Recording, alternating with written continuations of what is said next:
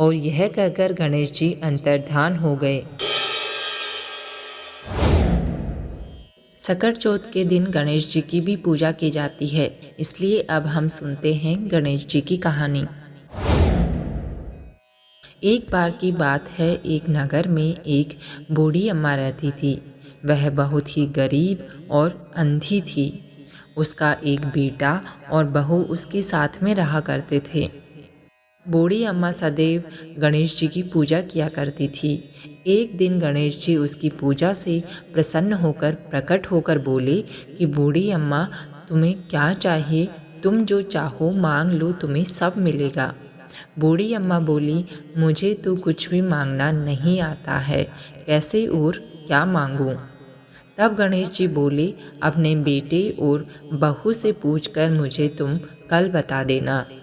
तब बुढ़िया ने अपने बेटे से कहा, गणेश जी ने मुझे कहा है कि तुम कुछ मांग लो, तो मुझे क्या मांगना चाहिए? पुत्र ने कहा, माँ तुम बहुत सारा धन मांग लो। बहू से पूछा तो बहू ने कहा, तुम पोता और नाती मांग लो। उनकी बात सुनकर बूढ़ी अम्मा ने सोचा कि ये लोग तो सब अपने अपने मतलब की बातें बता रहे हैं, अब मुझे पड़ोसियों से पूछना चाहिए। तो बुढ़िया माँ ने पड़ोसियों से पूछा तो उन्होंने कहा, बुढ़िया माँ तुम तो थोड़े दिन ही जियोगी, तुम धन और पोते नाती का क्या करोगी? तुम्हें अपने आँखों की रोशनी मांगनी चाहिए, जिससे तुम्हारी जिंदगी आराम से कट जाए। अगले दिन जब बुढ़िया माँ गणेश जी की पूजा कर रही थी तो गणेश जी फिर से प्रकट हुए और बोले, बोलो बुढ़िया माँ, तुम्हें क्या मांगना है? तुम जो भी मांगोगी तुम्हें सब मिलेगा।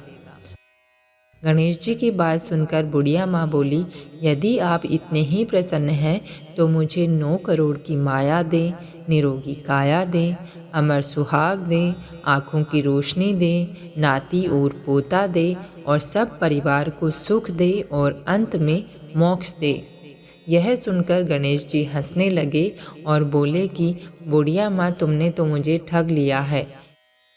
इतना सब कुछ मांग लिया है, फिर भी तुमने मेरी सेवा बहुत दिनों से बहुत अपने मन से की है, इसलिए मैं तुम्हें अपने वचन के अनुसार सब कुछ दूंगा। और यह कहकर गणेश जी अंतर्धान हो गए। उधर बुढ़िया माँ ने जो भी कुछ मांगा था वह सब कुछ उसे मिल गया।